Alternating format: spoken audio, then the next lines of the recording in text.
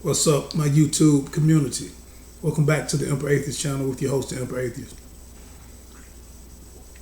A question was asked to me not too long ago about as far as, and this is from another fellow Black Atheist, which basically we are considered a minority within a minority, meaning we're already a minority, particularly in this country, in places like the UK, but we're definitely the minority in what we consider to be atheism or against theism. So the question is basically asked, why is it so hard to be a Black atheist in America? And the question I've answered in many circles before. I've answered on my old show, Black Atheist in Atlanta show.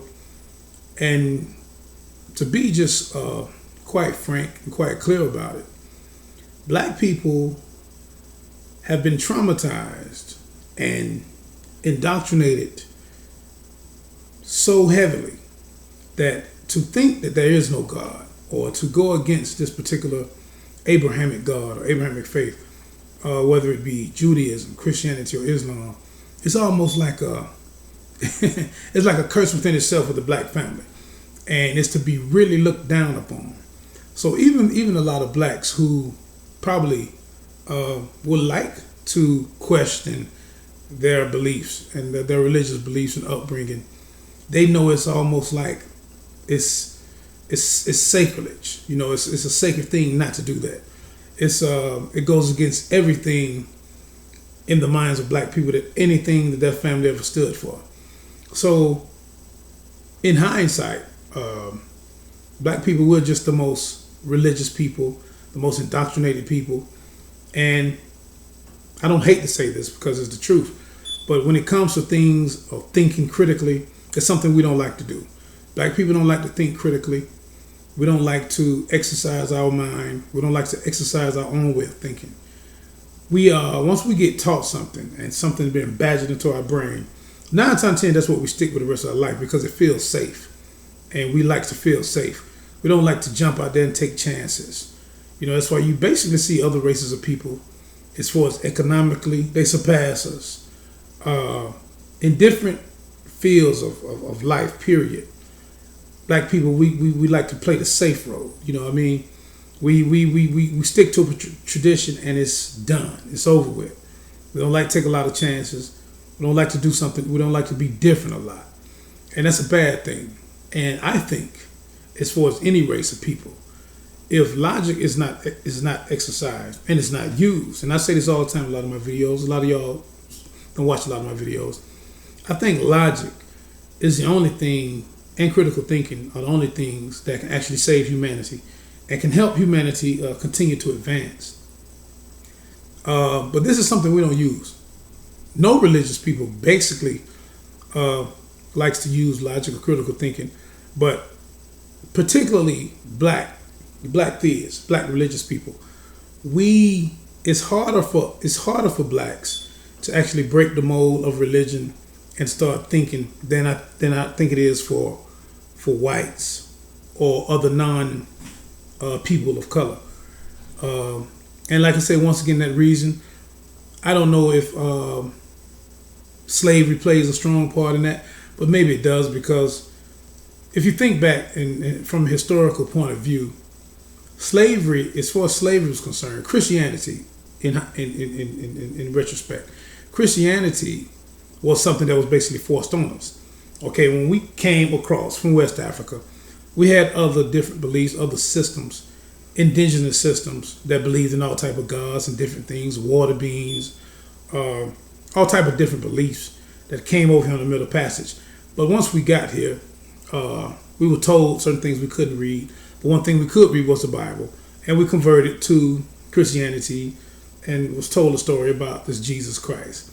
The thing about this is, as far as the case for slavery is concerned, children watching their fathers and grandfathers being castrated, killed, this was the only thing after generation to generation that Black women or the Black mother could really cling on to. This is the only hope they had. As time went on, they forgot about the old traditions that they probably left in West Africa, because as it went on, Christianity became the particular forefront and fourth religion for black people. So we clung to that out of fear and out of some type of hope that this Jesus, this European Jesus that basically was taught to us, would save us one day and would get us out of slavery. Well, of course, none of that happened. Jesus never saved anyone. But I think that's a part of it, and that's like the fear. That's something that's probably in our DNA code as far as Christianity is concerned and religion, that we fear. We have a fear of some type of rejection or some type of hell, or we feel like this is something that got us through or got our ancestors through a harsh history. And so I think, because when I talk to white people, contrasted to when I talk to black people about religion or anti-religious, or when I speak on anti-religious sentiments, I get way more, I guess I'd say, negative energy from my own than I get from whites. A lot of white theists that I've talked to over the years, I get a better reception. It's like they're more open-minded to being like, the Bible could be bullshit. I probably could rethink it. But when I speak to my own people, even my family, especially among my family, the only response you basically going to get is, nigga, you going to hell. Your mama didn't raise you like that. Your dad didn't raise you like that. Jesus is real. You don't talk about Jesus. And this is the emotional rants that you get from black people. So this is my experience in dealing with blacks and dealing with whites, or even dealing with Hispanics. I'm talking about, and most Hispanics I've ran into in my life, they're Catholic, which is still a part of the Christendom. But even they'll listen. Even the Hispanics will be like, well, They have their rosary beads on or something. I work around a lot of Hispanics and Mexicans. But the response I get from Mexicans or Hispanics, not just Mexicans, but Puerto Ricans or South Americans and white people, compared to the kickback I get from blacks, is astoundingly a major difference. Black people, it's almost like you cursed them, or it's like you slapped them in the face when you talk about their white Jesus. And some of them try to make it better because they get into this Afrocentric thing. Well, Jesus wasn't white, he was black. I don't give a fuck what color you put on a dog. It's still going to be a dog. Same thing with Santa Claus. You want to make Santa Claus black, that's fine with me, but it's still a myth.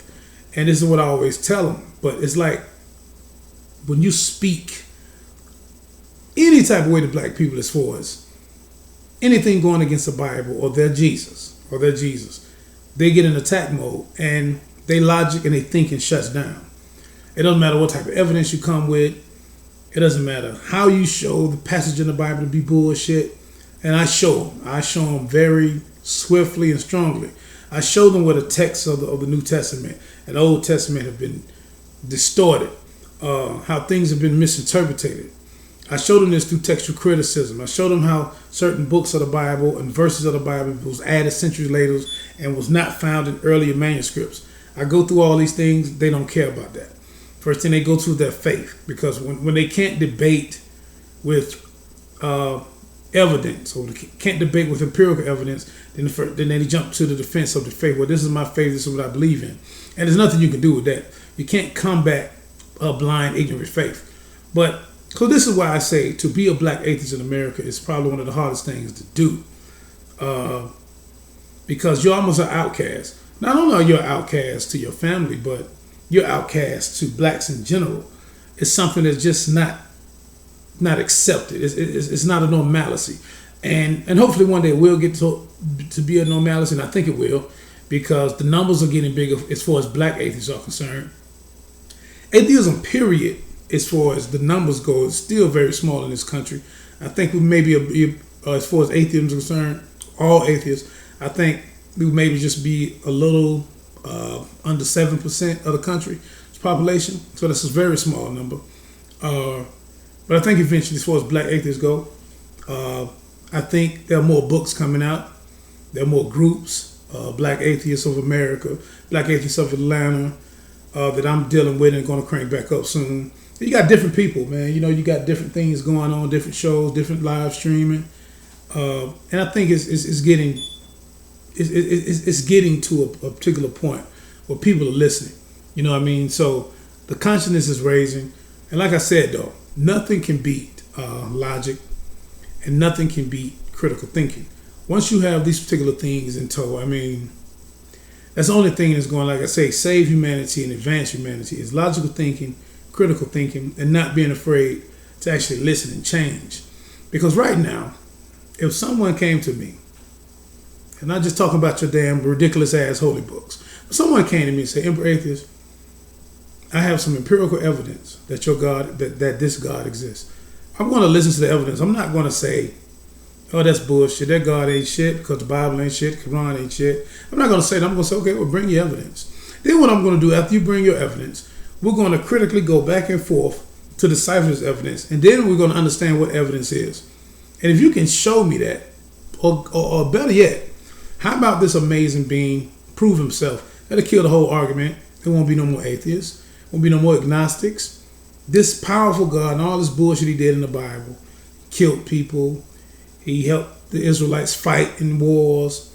He fed the Israelites food out of the sky. We got people dying now of hunger all around the world. God has let no food fall out of the sky. So to me, he's a bunch of bullshit. All type of famine around the world. 2017. All type of disease, HIV, Ebola, different things. And this God ain't preventing none of this shit.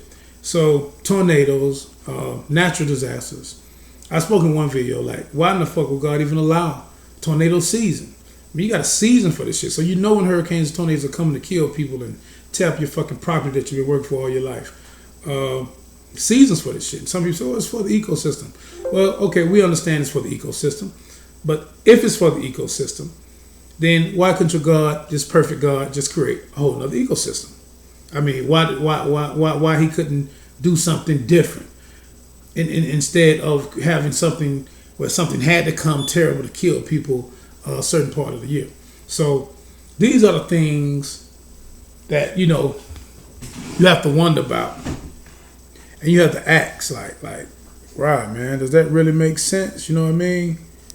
Like, what's the deal with that, Get this back straight. But yeah, I mean, so just to put it plainly, yeah, the Black Atheist experience in America is a rough one.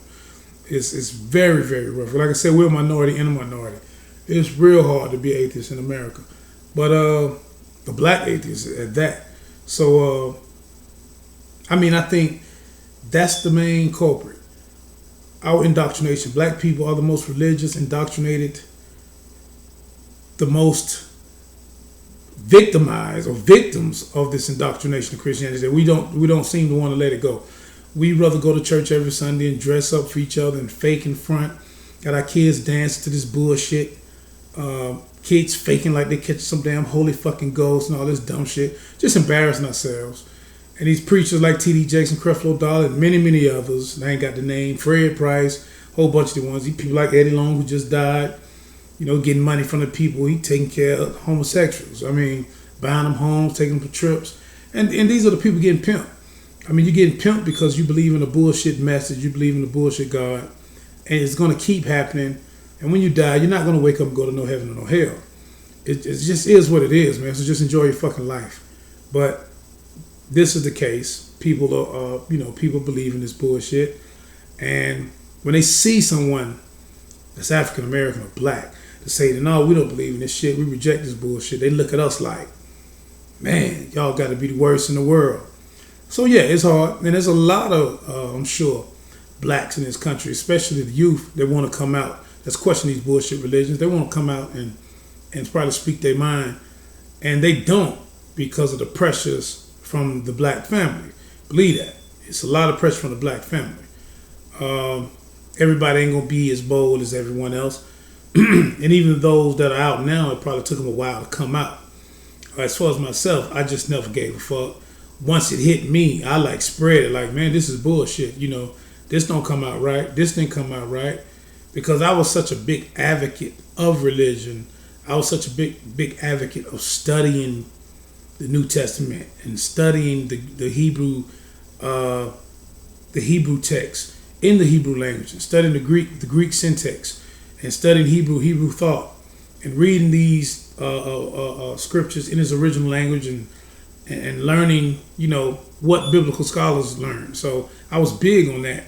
So when I started actually getting pieces of the puzzle to come together, it was like like 10 lights came on at one time. Like, damn, this shit ain't right. You know what I mean? And that was just on the technical nuances of the Bible itself, and just things started opening up. And once that started to unravel, I seen everything with Islam as well. Started studying Islam, and it was the same thing there.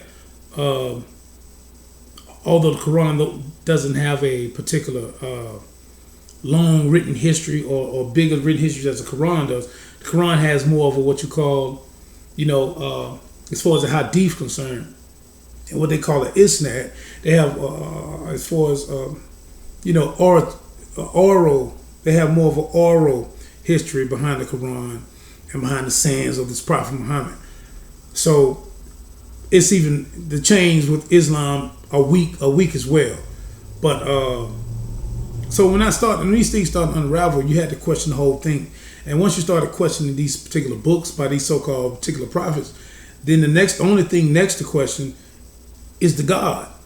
Like, well, if these prophets and these books are not perfect, like we were taught or indoctrinated to believe, we were taught and indoctrinated to believe that these books, whether the Bible, Quran, or whatever you was indoctrinated with as a child, depending on what country you was born in, if these books are not inerrant or not the word of God, then we can not only just question the authorship or the men or the writings of humans, but we also need to question the existence of God. If y'all made this up, then y'all probably made the whole God thing up.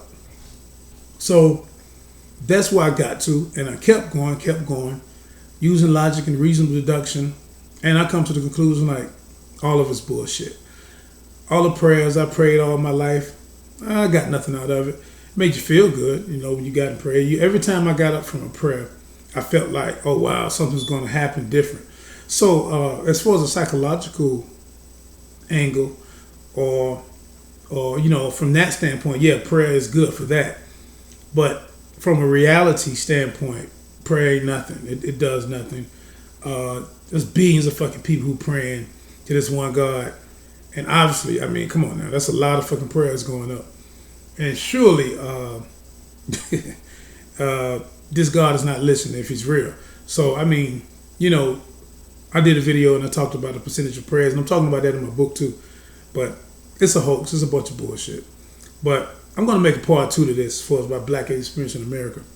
But once again, thanks to all my viewers. Thanks for watching my videos and sharing my videos. Just say peace out to the YouTube community. I'm Atheist. Peace out.